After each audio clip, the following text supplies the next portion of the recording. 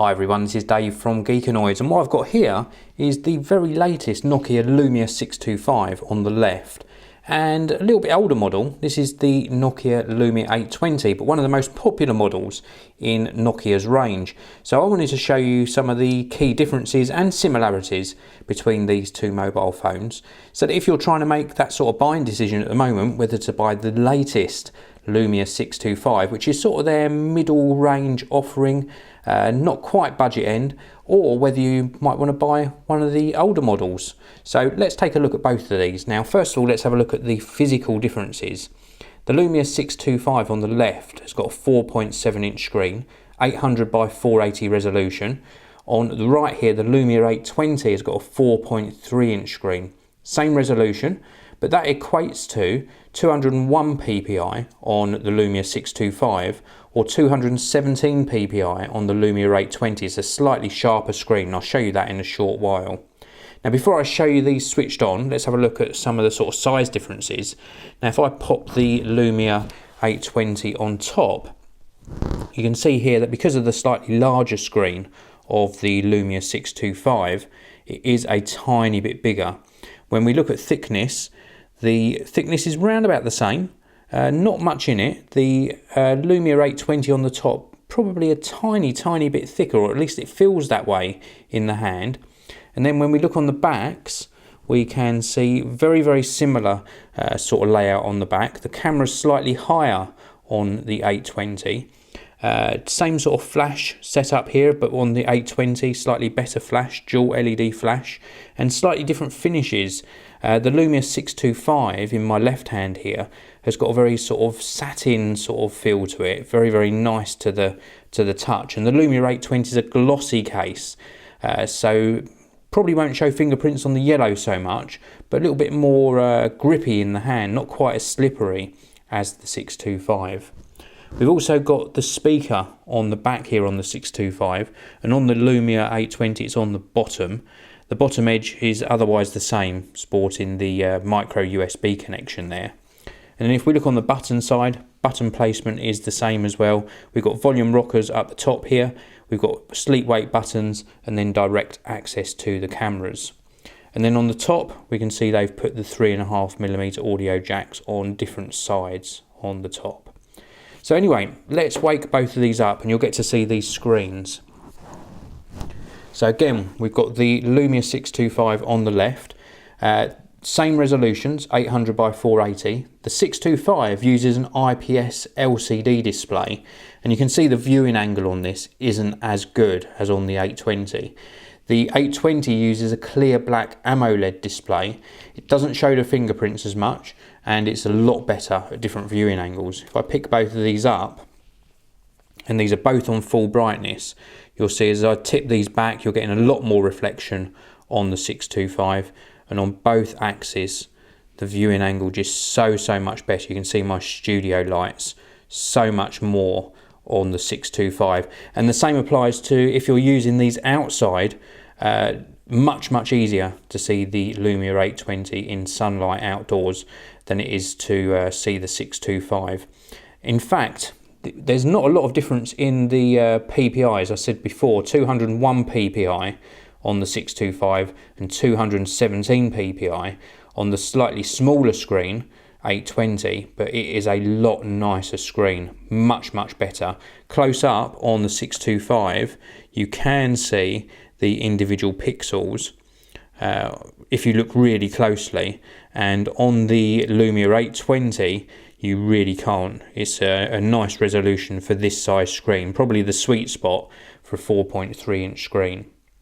Now with regards to weight, 159 grams for the 625 and 160 grams, so hardly anything in it for the 820. Although that 1 grams isn't much, it feels like a more substantial and heavier phone, which it obviously is, 1 gram, but it just feels quite a lot different in the hand. Now we're going to move on to specification. The newer 625, this one here, has got a 1.2 GHz dual-core processor. The older 820, 1.5 GHz dual-core processor. Both run really smoothly. You're not really going to notice any difference in performance with that small margin in the performance. Both of them have Bluetooth, the newer Bluetooth version 4 on the 625 and slightly older version 3 on the 820. Again, it's not going to make a lot of difference. Wi-Fi, 802.11b, G and N on the 625 and 802.11a, B, G and N on the Lumia 820. Battery sizes, well, again, 2000 milliamp hours for the larger screen 625 and 1650 milliamp hours on the Lumia 820. Both of these during my test though, they last a whole day, so again, not an issue really, and the larger capacity battery on the 625 accommodates the larger screen really. Now we're going to come on to actual storage capacity and RAM. Well, the RAM on the 625 is 512 megabytes. It's going to stop you from installing some applications, not very many though, just a few require extra RAM. The Lumia 820's got 1 gigabyte of RAM. They've both got 8 gigabytes of storage capacity and both of them support micro SD cards, so you can expand the storage in both of them. So overall, they're not a lot of difference. There is a few software differences. Now I've installed some additional apps. They primarily come with the same apps out of the box, but there is just a few very small differences in the type of Outlook they support, but apart from that, pretty much the same. Now we move on to talking about the cameras. Let me just switch both of these off and turn it over. So we've got the Lumia 625 here. This has got a 5 megapixel camera and it's got an f2.4 aperture, so pretty decent, and you're going to get some nice depth of field in your photos. I'll show you some photos in a short while. It's got a single LED flash and it's capable of capturing 1080p video 30 frames per second. The Lumia 820 on the right here, 8.7 megapixel camera. We've got a dual LED flash on here, so slightly more powerful and better flash on the Lumia 820. f2.2 aperture, so again slightly better in low light. Same video though, 1080p 30 frames per second. Let's turn these both over again. I'll show you some of the photos that I took, and I purposely took the same photo on both. I did take different photos, but I did take one that's exactly the same. So let's just look at these ones first of all. Let's not look at that one. Let's go on to this one. So pretty good depth of field. You can see this is slightly out of focus in the background here. And if I scroll across, and again, good quality. Very pleased with how this has been performing. I want to go on to this one here. This is the one that I took of the Nokia boxes, and then I want to show you the same one on here. But I'm going to start with this one just to show you how the 820 camera has been performing. Very good again, and a lot more detail on these photos, and I think a lot more evenly coloured as well. I just found the colour representation on this camera a lot better.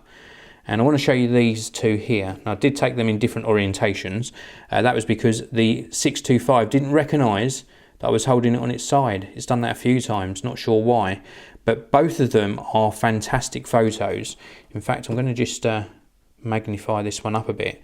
The detail on both, very good. You can see here, extremely good detail. And a really pleasing result. I don't think you would be disappointed with either of these for using them for your photography, but if you're looking for a little bit more detail and I think a truer colour representation, the Lumia 820 does a slightly better job.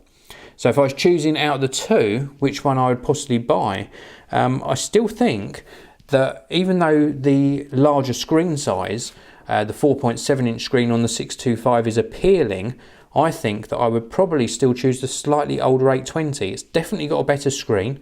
4.3 inches is still a nice screen size, and I do think the camera performs a bit better. And you've got that slightly better specification as well. More RAM inside here, and slightly faster, 1.5 gigahertz dual core as opposed to 1.2 gigahertz.